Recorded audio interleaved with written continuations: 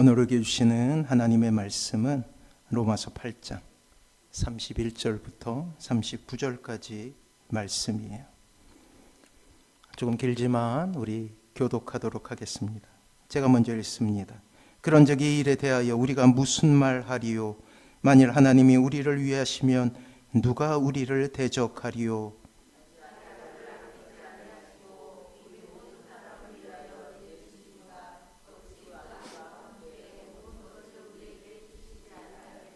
누가 능히 하나님께서 택하신 자들을 고발하리요? 의롭다 하신 이는 하나님이시니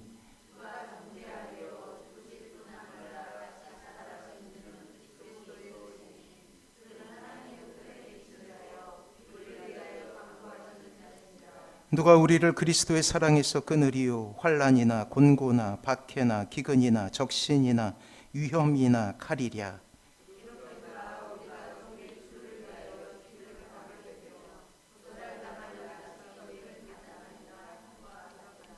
그러나 이 모든 일에 우리를 사랑하시는 이로 말미암아 우리가 넉넉히 이기느니라.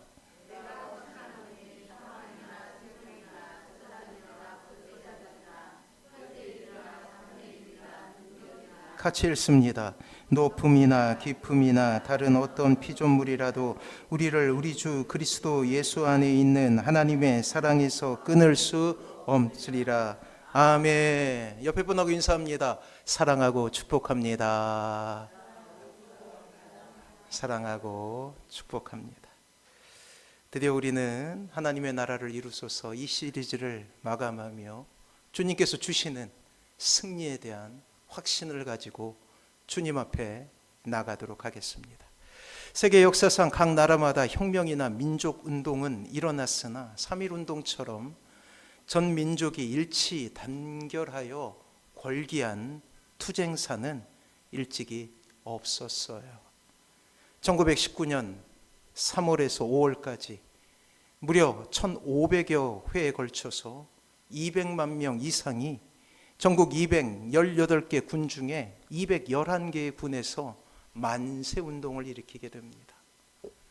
당시 3.1운동에 참여한 사람은 전국 방방곡곡에 무려 400만 명에 이르렀다고 해요. 3.1운동은 당시 전 국민의 1.3%도 안 되는 기독교인들이 주축이 되어 기독교 정신으로 일으켰던 그러한 혁명이라 해도 과언이 아닙니다. 당시 기독교의 교세는 인구 2천만에 35만 명에 불과했어요. 3.1절 민족 항쟁으로 숨진 이는 7,500명이었고 실종자는 15,000명이었습니다. 부상자는 16,000명이었고 검거된 자는 무려 47,000여 명에 달했어요. 그런데 희생자 중 많은 사람이 기독교인이었다라는 사실이에요. 독립선언서 대표 33인 중 16명이 기독교 인사였으니 말입니다. 그 당시 천도교는 200만이었고 불교는 300만을 넘어섰어요. 만세운동으로 체포된 자가 기독교인이 2,039명, 천도교인이 1,063명, 유교인이 55명, 불교인이 41명으로 기독교인이 60% 이상을 차지했던 것이 역사에 남는 그러한 기록입니다. 당시 조선 총독부가 남긴 비밀 문건 속에는 이러한 문장이 들어가 있다고 합니다.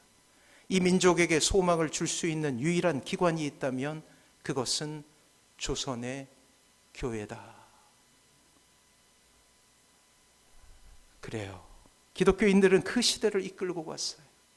3.1운동은 기독교 정신에 입각한 비폭력 평화운동으로 나타났고 이후에 인도에 영향을 주었고 이 땅의 많은 나라들의 그러한 민주주의 운동에 영향을 주게 됩니다. 3.1운동으로 47개의 예배당이 불태움을 당하였고 많은 신앙인들이 총검에 찔려 죽거나 체포되어 감옥에서 참기 힘든 고문을 당하였죠. 심지어 수원 제암리에서는 교인들이 예배당에 갇혀 불태움을 당하기도 했습니다. 그러나 신앙인들은 끝까지 그리스도 정신에 의하여 비폭력 평화운동을 전개해 나갔던 거예요. 하나님의 방법대로 하다 스데반처럼 죽을 수도 있고 마르다처럼 물질의 손해를 볼 수도 있음을 우리는 보게 됩니다. 바울처럼 평생 질병을 가지고 살 수도 있죠.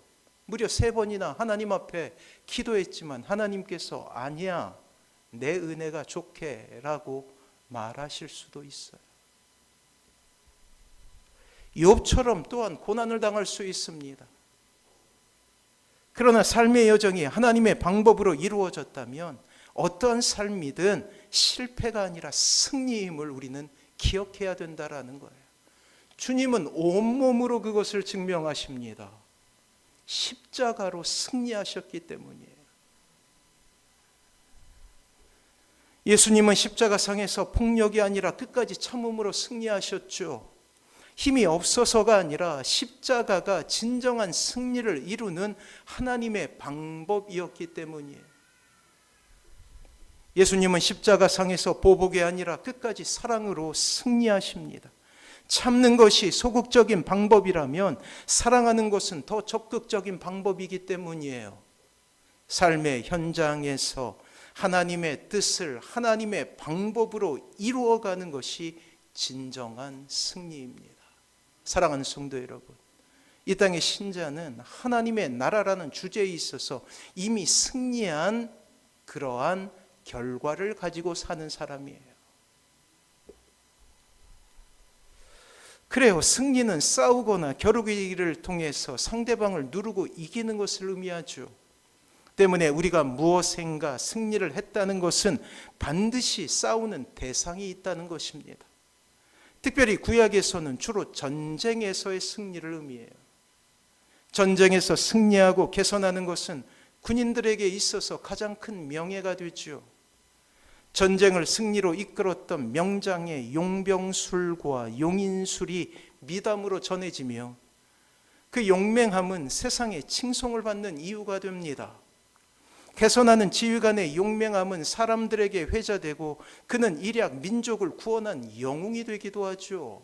다윗과 같이 말이에요.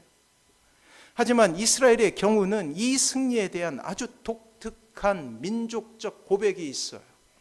그것은 바로 이 모든 승리가 하나님께 속해 있다라는 놀라운 고백입니다. 사랑하는 성도 여러분, 모든 승리가 하나님께 속한 것이다라는 믿음의 고백이 우리의 삶 가운데도 필요한 거예요. 신자의 승리는 이미 승리하신 그리스도를 의뢰할 때 가능한 것입니다. 내 힘으로 내 능력으로 되는 것이 아니라 주님을 의존하고 의지할 때 가능한 것이라는 거예요. 이것이 신자가 치러내는 영적인 승리의 비결이었죠. 일제시대에 그리하였고 6.25 때 그리했으며 지난 겨울 이제 1주년이 돼가죠. 12.3 계엄 때도 이렇게 시민들이 모여서 하나님의 도우심으로 말미암아 승리하게 되었다라는 사실이에요. 여전히 으르렁거리며 다가오는 악한 영의 공격에 대한 가장 효과적인 신자의 대응 방법은 승리하신 그리스도를 믿는 믿음에 있다라는 사실이에요. 오늘 본문을 통해 우리는 사도 바울이 누렸던 놀라운 승리의 환희를 듣게 됩니다. 하나님의 자녀가 된 우리를 돌보시는 하나님, 이 악한 세상 속에서 고통당하고 있는 자녀들을 사랑하시는 하나님, 결국 모든 절망 가운데서도 승리케 하시는 하나님의 놀라운 은혜를 오늘 우리는 사도 바울의 감격적인 고백, 감격적인 노래를 통하여서 우리가 경험할 수 있게 된다라는 사실이에요. 이 땅에 하나님의 사랑을 경험하고 하나님의 은혜에 매인 모든 이들에게 주시는 해방의 선언 아닙니까? 이제까지 신자들을 정죄하던 모든 악한 영들은 사라졌습니다. 우리의 발목을 잡았던 상처들, 관계 속에서의 어려움, 물질의 어려움, 여러 가지 질병들이 더 이상 우리를 괴롭히지 못한다라고 이야기하고 있어요. 왜요? 우리의 결국은 승리이기 때문이에요. 눈물과 아픔으로 점철된 신자의 삶 가운데 다시금 희망과 용기가 그 가슴을 뛰게 할 것입니다. 몰아치는 놀라운 선언이 계속해서 이어지고 있어요. 계속 이어지는 승리의 선언은 사도의 마음을 불타오르게 했고 이 로마서를 읽는 로마 교회 교인들의 마음마저도 불태우게 됩니다. 다시금 이 고난의 상황 속에서도 주님을 믿어야 한다라는 그 절박한 믿음을 가지게 되는 것이죠. 핍박의 과정 속에서도 낙심하지 않고 하나님의 은혜 가운데 내가 속해야 된다는 그러한 신령한 열망들을 제공하고 있다라는 사실이에요. 더질 듯한 열정으로 그들을 사로잡기 시작하는 거예요. 자, 사랑하는 성도 여러분, 여기에 하나님의 음성이 들립니다. 결국 우리가 고백하는 놀라운 일들이 그날에 일어나게 되는 거예요. 우리 같이 한번 읽어보죠. 31절, 32절, 33절, 34절, 35절까지 다 읽어봅니다. 31절부터 35절까지 우리 같이 한번 읽어봅니다. 시작. 그런즉 이 일에 대하여 우리가 무슨 말을 하리요? 만일 하나님이 우리를 위하시면 누가 우리를 대적하리요? 자기 아들을 아끼지 아니하시고 우리 모든 사람을 위하여 내주신 이가 어찌 그 아들과 함께 모든 것을 우리에게 주시지 아니하겠느냐? 누가 능히 하나님께서 택하신 자들을 고발하리요? 의롭다 하신 이는 하나님이시니 누가 정죄하리요? 죽으실 뿐 아니라 다시 살아나신 이는 그리스도 예수시니 그는 하나님의 우편에 계신 자요 우리를 위하여 간구하시는 자시니라. 누가 우리를 그리스도의 사랑에서 끊으리요? 환난이나 곤고나 박해나 기근이나 적신이나 위험이나 칼이랴. 아멘. 그래요. 그 어떤 것도 이 땅의 신자를 무너뜨릴 수 없다라는 놀라운 승리의 선언이 오늘 고백되고 있던 거예요. 사랑하는 성도 여러분, 이제까지 사도와 초대교회 신자들을 둘러싸고 있었던 두려움과 근심의 이유들이 하나씩 하나씩 껍질을 벗고 있는 것이죠. 사랑하는 성도 여러분, 우리를 대적하는 사단은 이미 패배했습니다. 우리를 정죄하던 사단의 목소리가 더 이상 들리지 않아요. 끊임없이 우리를 하나님의 사랑에서 끊으려 했던 악한 영도, 우리를 좌절과 시름에 고통당하게 했던 환난이나 곤고나 박해나 기근이나 적신이나 위험이나 칼이라도 더 이상 신자에게 효력이 없음을 사도가 선언하고 있는 것입니다. 그래요. 절망의 모든 이유들이 그 정체를 드러내고 있죠. 공중 권세 잡은 자의 세상에서 살고 있는 신자에게 미치고 있는 모든 악한 영의 영향력이 드디어 사라졌음을 오늘 사도는 선언하고 있습니다. 그래요. 우리는 이긴 거예요. 이것을 믿으시기 바랍니다. 그리스도의 놀라운 사랑으로 우리는 신자라는 이름을 얻었고 하나님을 우리는 아버지라 부르지 않습니까? 지독한 저주의 사슬은 끊어졌으며 신자를 고통케 하는 모든 이유들은 그 효력을 상실했다라는 사실이에요. 사랑하는 성도 여러분, 이것이 하나님 안에 있는 신자의 승리의 비결이 되는 거예요. 이 땅에 하나님의 나라를 소원하는 이들, 우리의 가정 가운데 하나님의 나라가 이루어지길 소원하는 이들, 우리가 밟는 그 땅이 하나님의 나라가 되길 소원하는 이들, 그들에게 주시는 하나님의 승리 선언이라는 거예요. 그래요. 사랑하는 성도 여러분, 우리는 이미 이긴 싸움을 하고 있는 것입니다. 참된 그리스도인의 진가는 위기 때 드러나는 거예요. 환난이나 어려움이 닥쳤을 때 믿음을 잃지 않고 의연하게 대처할 수 있는 참된 그리스도인이 되시길 바랍니다. 그래요. 이거는 부탁이 아니라 하나님의 명령이에요. 그 누구보다 여러분들의 행복을 바라시는 것은 하나님이십니다. 자녀가 울고 있는 모습을 보며 기뻐할 부모가 어디 있느냐 말이에요. 결국 세상은 신자의 영향력을 인정하게 되겠죠. 왜냐하면 우리를 보내신 분은 바로 이 세상을 만드신 하나님이시기 때문이에요. 따라서 여러분들이 걸어가게 되는 그 길 가운데 하나님께서 함께 하십니다. 이것을 믿으시기 바랍니다. 여러분들의 가정 가운데 하나님이 역사하실 거예요. 이것을 믿으시기 바랍니다. 그래요. 우리는 그것을 믿는 사람이에요. 하나님께서 이 땅의 모든 신자들에게 바라시는 그 모습은 이 땅의 신자들이 흘려보내는 그 거룩한 영향력으로 말미암아 세상마저도 거룩하게 되어 그 땅이 하나님의 나라가 되는 거예요. 우리는 승리할 수 있습니다. 우리는 승리해야 합니다. 왜요? 우리 뒤엔 하나님이 계시기 때문이에요. 사랑하는 성도 여러분, 이 얼마나 감격에 찬 선언입니까? 기운이 빠질 때가 있잖아요. 그때 한번 다시금 이 로마서 8장에 있는 이 말씀을 한번 묵상해 보세요.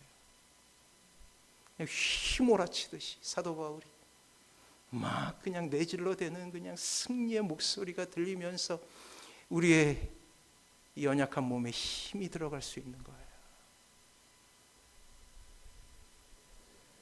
사랑하는 성도 여러분, 오늘 본문 36절에 보면 당시 신자들이 당했던 고난의 깊이를 볼 수 있어요. 아, 그들도 우리와 다르지 않았구나. 아니, 더 그 깊은 절망 가운데 있었구나.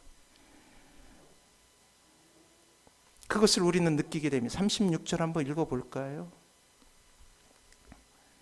같이 한번 읽습니다. 시작. 기록된 바 우리가 종일 주를 위하여 죽음을 당하게 되며 도살당할 양같이 여김을 받았나이다 함과 같으니라. 그래요.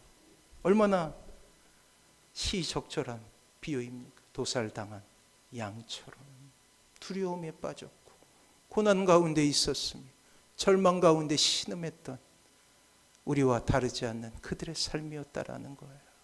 때로 외로웠고 때로 고독한 삶 말이에요. 세상 전체가 하나님께 돌아서서 배교와 배반의 영으로 가득 찬 이 세상, 그 안에서 신자는 늘 소수였고 늘 약자였습니다. 핍박과 절망은 신자의 삶의 일부분이 되어 신자를 괴롭혀 왔어요. 이러한 절망 가운데 있는 신자에게 하나님은 사도 바울을 통하여 하나님의 놀라운 뜻을 감추지 않고 드러내시며 신자를 위로하고 있다라는 사실. 사랑하는 성도 여러분, 이것은 결코 막연한 위로가 아닙니다. 사랑하는 성도 여러분, 이 로마서를 회람하는 초대교회 신자들의 가슴 벅찬 마음을 한번 상상해 보십시오. 로마 정부의 조직적인 핍박이 시작되었고 순교라는 상황이 이제 신자들의 삶을 위협하기 시작했으며 악한 영은 그 정체를 드러내놓고 신자들을 고통에 빠뜨리는 바로 그 순간이 원형 경기장에서 사랑하는 가족들이 죽어가는 모습을 눈으로 목도하게 됩니다. 이제 신자들의 입에는 한숨이 나오며 스스로 우리는 실패하고 패배하였다라는 우울감이 지배할 바로 그때에 이 편지를 읽게 된 거예요. 그리고 더 이상 소망을 찾을 수 없는 인생의 깊은 절망 가운데서 신음하는 그들의 아픔이 서서히 하늘을 향한 피의 기도로 드러내는 바로 그때에 놀라운 말씀으로 위로하시는 성령님의 위로가 임재하기 시작했다라는 사실입니다. 그래서 그들은 그렇게 고백했죠. 도살당할 양같이 여김을 받았나이다 라고 스스로가 고백했던 거예요. 서슬퍼런 박해의 과정 가운데 참으로 망연자실한 신자의 처지 말입니다. 하지만 사도 바울은 그의 믿음의 눈으로 보고 있었어요. 그 위대한 신자들의 아름다운 사명의 길을 말입니다.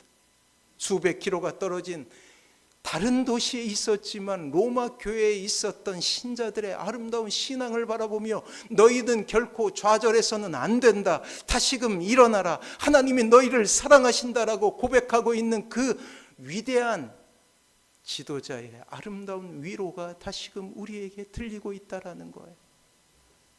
아무리 힘들고 어려워도 불평을 입술에 달지 않고 감사로 그의 삶을 채워나가는 아름다운 신자의 모습들을 보며 감탄합니다. 핍박이 만연한 시대, 스스로 하나님을 믿는다는 것을 숨겨야 하는 참혹한 시대를 지나면서도 결코 낙심치 않고 세상을 삼킬 듯 복음으로 일어나는 위대한 신자들의 삶을 보며 감사하고 있다라는 사실이에요. 그리고 그 모든 것 위에 예수 그리스도의 놀라운 사랑과 돌보심이 있음을 밝히고 있죠. 우리의 위로는 여기에 있습니다. 37절이에요. 같이 한번 읽어봅니다. 시작. 그러나 이 모든 일에 우리를 사랑하시는 이로 말미암아 우리가 넉넉히 이기느니라. 아멘. 사랑하는 성도 여러분, 그러나 이 위대한 접속사가 여러분들의 삶 가운데 임하길 소원합니다. 그래요. 여전히 고난이 있죠. 여전히 외롭죠. 여전히 고독해요. 여전히 힘들어요. 여전히 여러 문제들이 우리를 괴롭히고 있어요.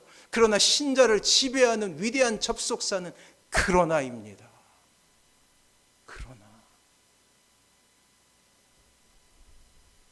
이것이 세상의 중심에 선 성도의 모습인 거죠.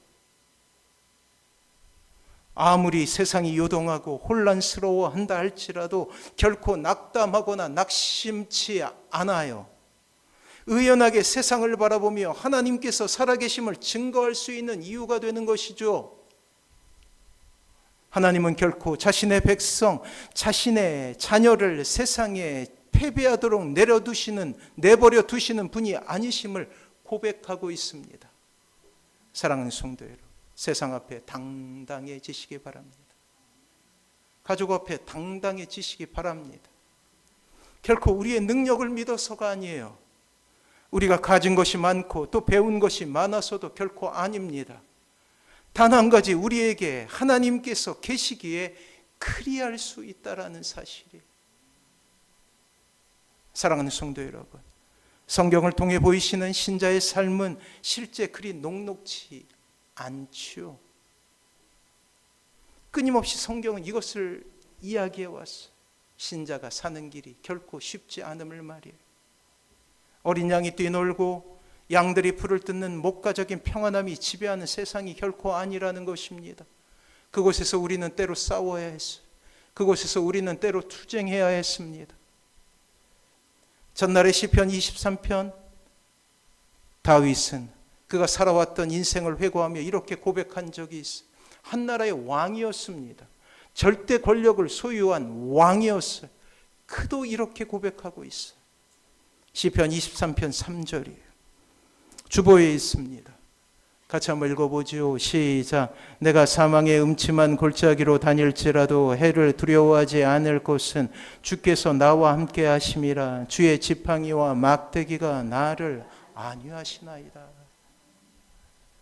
그 위대한 왕이 지나간 길도 사망의 음침한 골짜기였던 거예요. 악을 골짜기라고 부르죠. 세상이 주는 해악으로 인하여 고통당하는 삶이었어. 때로 외로웠고 때로 고독했으며 때로 죽을 위기를 겪을 수밖에 없었던 절망 가운데 속한 삶이었음을 우리는 보게 되는 것입니다.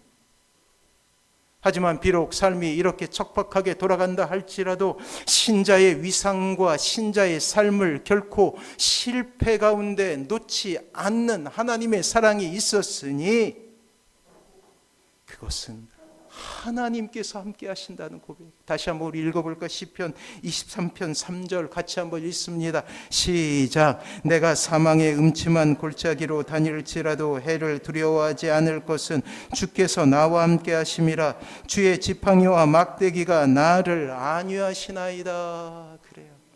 이 놀라운 하나님의 은혜가 오늘 임재한 줄 믿습니다. 사랑하는 성도 여러분, 보이십니까? 들리십니까? 믿음의 선배들, 믿음의 선진들이 우리를 향하여 응원하고 있잖아요.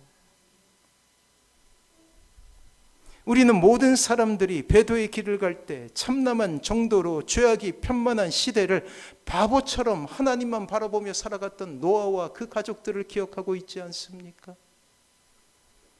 산 위에 방주를 만들면서 조롱과 핍박에도 흔들리지 않았던 그 노아는 연호와 같이 시대를 거슬러가는 하나님 편에 서려는 그러한 놀라운 믿음의 사람이었다라는 사실. 우리는 홍해 앞에 당당히 서 있었던 위대한 지도자 모세를 알고 있습니다. 모든 것을 집어삼킬 듯한 파도가 그의 간담을 서늘하게 했고 그의 뒤편을 압박해오는 그러한 이집트의 정예 병사들이 노도와 같이 모든 것을 사륙하려고 다가왔지만 손을 들어 홍해를 향해 명령하게 되자 그 홍해가 갈라지는 놀라운 모습을 보게 된다라는 거예요. 그래요. 하나님이 함께 하시니 바다마저도 갈라지는 놀라운 역사들이 일어나고 있음을 우리는 기억해야 되는 것입니다. 거인, 장수, 골리앗 앞에 서 있던 소년 다윗을 우리는 알고 있습니다. 모두 다 용기를 잃어 죽음이 드리워진 전쟁터에 소년 홀로 서 있습니다. 그의 손에 들려진 것은 물맷돌 몇 개였어요. 모두 다 용기를 잃어버린 바로 그 시점이었죠. 하지만 당당하게 장수 골리앗을 노려보며 이렇게 그는 고백합니다. 전쟁은 하나님의 것이다 라고 말이에요.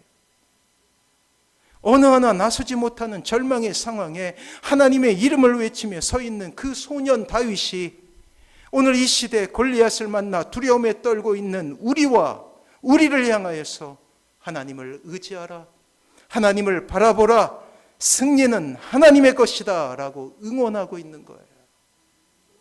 사랑하는 성도 여러분, 힘을 내십시오. 이 시대 절망이 희망을 무너뜨리고 악이 선을 침노하며 더 이상 소망을 발견할 수 없는 시대처럼 여겨집니다. 하지만 우리에겐 희망이 있죠. 바로 예수 그리스도이십니다. 어떠한 상황 속에서도 우리가 이 세상에 무릎 꿇지 말아야 될 이유 역시 우리가 예수님을 바라보는 사람들이기 때문이에요. 교회를 다닌다는 것이 쉽지 않은 시대를 우리가 살아가고 있죠. 세상이 교회를 멸시하고 있지 않습니까?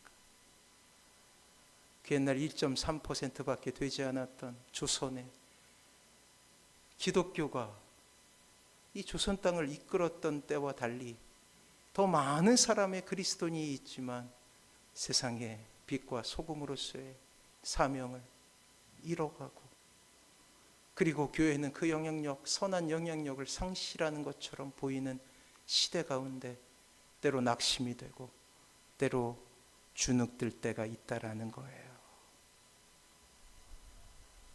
이때 교회가 다시 한번 세상을 변화시킬 수 있는, 그리고 이 땅의 신자가 권세를 회복하는 길은 단 한 가지예요. 큰 파도 가운데 주눅들지 않고 위풍당당한 모습으로 시대를 노려보며 하나님께서 함께 하심을, 예수 그리스도께서 살아계심을 선포하는 것입니다. 우리의 삶을 통하여서, 우리의 언어를 통하여서, 우리의 행위를 통해서 말이에요. 또한 세상이 교회를 통하여 보고 싶어하는 것도 이것 아닐까요? 사랑하는 성도 여러분, 세상과 우리는 달라야 합니다. 그렇게 다르게 살 때 이 땅에 하나님의 나라가 이루어지는 거예요. 세상이 이러한 고통 가운데 절망만을 말하고 있을 때 교회는 그럼에도 불구하고 그 눈물 속에서 하나님의 뜻을 분별하며 소망을 보고 또 그 소망에 대해서 이야기할 수 있어야 되는 거예요. 사랑하는 성도 여러분, 여러분들의 주위에 낙심한 이들을 찾아가십시오. 그리고 그들에게 소망을 이야기하십시오. 예수 그리스도가 있습니다. 사랑하는 성도 여러분, 여러분들의 주위에 하나님이 없음으로 인하여서 고통당하고 있는 가족들이 있다면, 형제 자매들이 있다면 찾아가십시오. 그리고 전해보십시오. 우리는 승리할 수 있어. 지금은 힘들지만 하나님께서 함께 하시기 때문입니다 라고 고백하는 거예요. 그래요, 유일한 희망 되신 예수 그리스도이십니다. 우리에게 예수님이 유일한 희망이 되시듯 그들에게도, 하나님을 알지 못하는 이들에게도, 심지어 우리를 핍박하는 그들에게도 예수님만이 유일한 희망이 됨을 우리는 보여줘야 한다라는 거예요. 때로 우리의 눈물로, 위로로, 기도로, 섬김으로, 우리의 언어로 그들의 아픔을 안아야 되는 것이죠. 깨닫지 못하면 설명하고 설득하고 강권하며 그들에게 예수님만이 소망임을 전해야 합니다. 살기 위해 주님의 손을 붙잡아야 함을 목숨을 다해 전해야 된다라는 사실이에요. 다시 한번 말씀드립니다. 우리에게 예수님이 유일한 희망이 되듯이 예수님만이 세상의 유일한 희망이 되시기 때문입니다. 사랑하는 성도 여러분, 우리는 신자라는 위대한 이름을 소유하게 되었죠. 하나님의 전적인 은혜 아니었습니까? 그렇게 세상 가운데 주눅들 수 없습니다. 우리는 반드시 승리할 것입니다.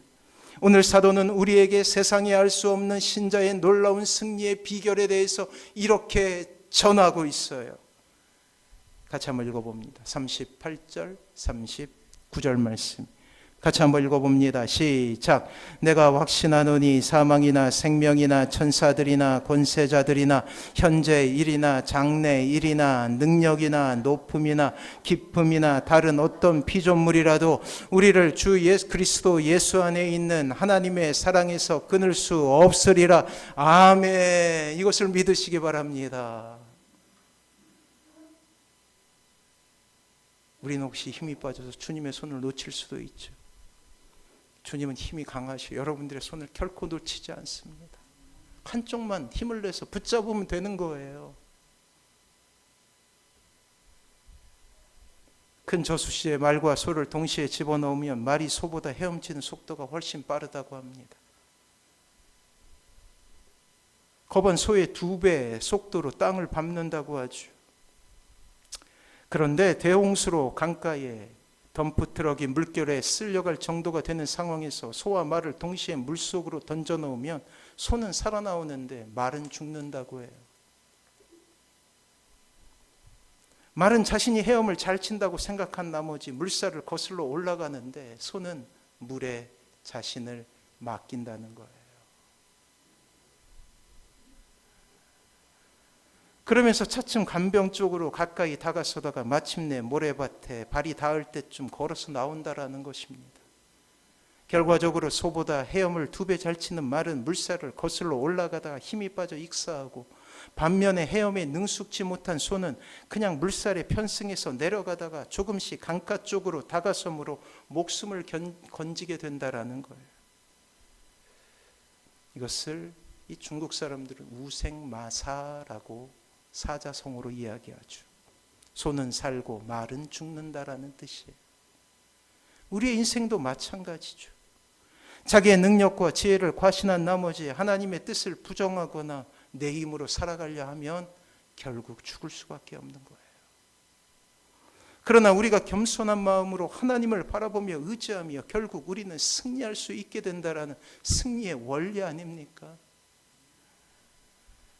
다시 한번 말씀드리지만 신자의 삶을 성경은 애써 복이라는 것으로 포장하지 않습니다. 이 무당들이 하는 말이에요. 복은 너무나 솔직하고 그리고 대담하게 신자가 가야 된 길은 오늘 다윗 왕의 고백처럼 사망의 음침한 골짜기일 수도 있음을 성경은 누누이 이야기해 왔어요. 심지어 주님께서는 십자가의 길을 가시지 않았습니까?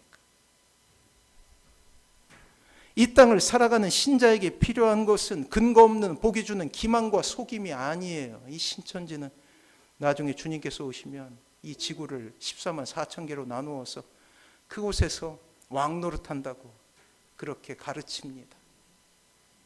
그리고 다 바쳐라. 젊은 사람들은 여기서 숙식해라. 그리고 나가서 설문조사하고 그들 말대로 하면은 모략은 거짓말입니다. 거짓말로 포장해서 모략이라 해요. 끊임없이 거짓말하게 만들어요. 이 땅에서 왕노릇하는 게 뭐가 중요하냔 말이에요. 저 같으면 하나님 옆에 있겠어요. 천국이라는 것이 기쁜데 왜 왕노릇을 하려고 합니까? 참으로 근거 없는 이야기고 참으로 헛된 욕망을 심어주나 거기에 속아서 그렇게 그들은 지금도 열심을 내고 있어요.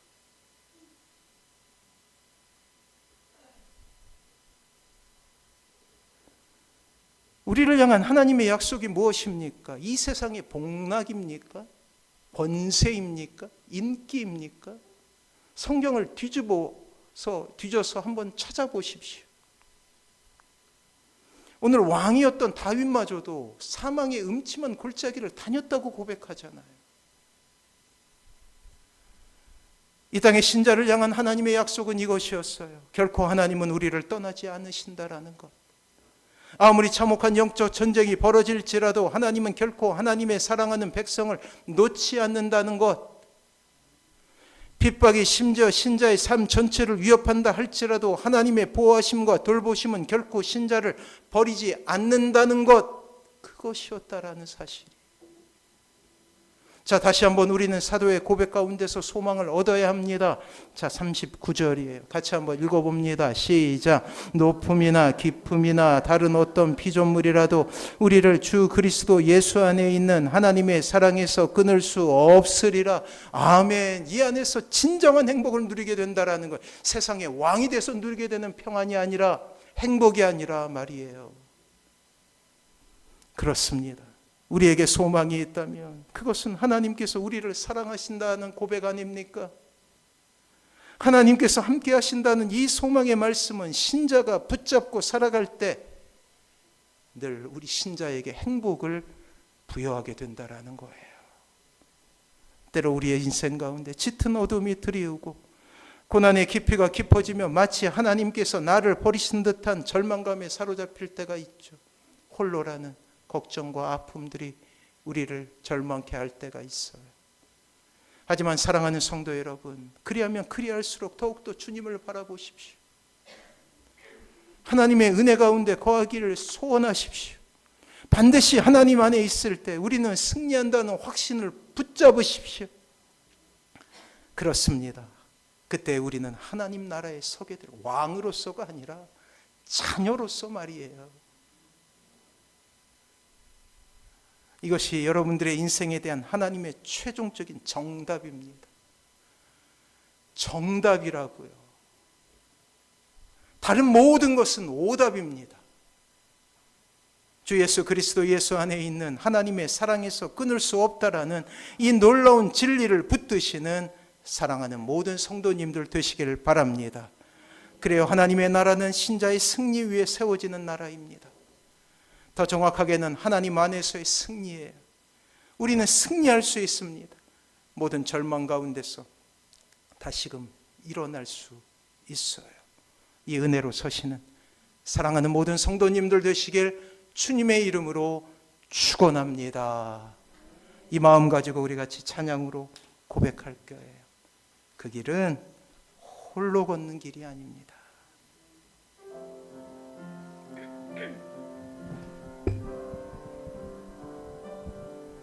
그대 폭풍 속을 걷고 있을 때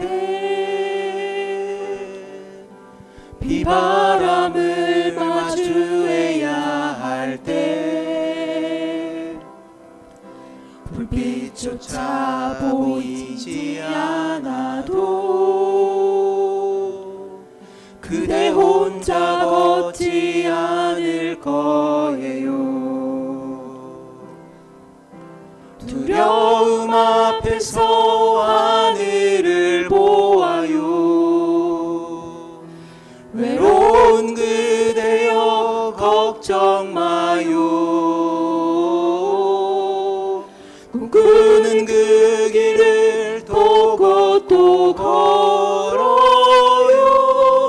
그대 혼자 걷지 않을 거예요. 우리 목소리 높여서 그대 폭풍 속을 걷고 있을 때 비바람을 마주해야 할 때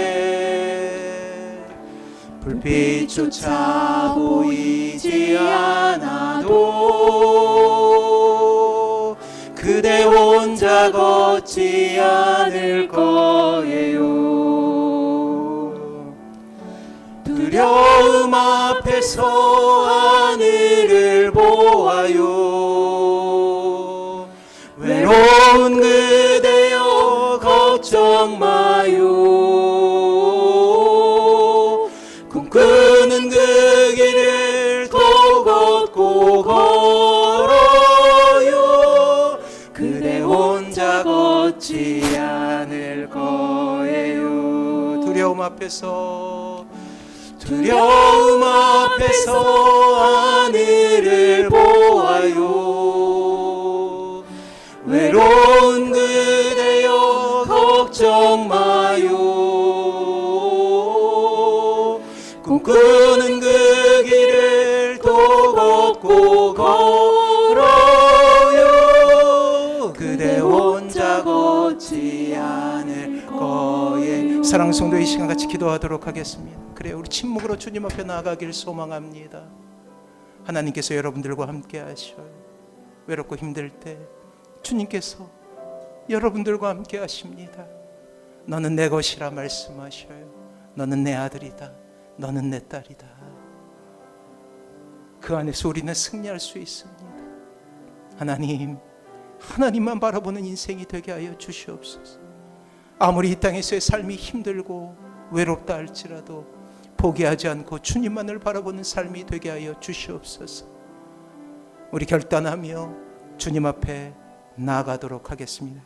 우리 한 1분만 우리 침묵으로 주님 앞에 나아갑니다.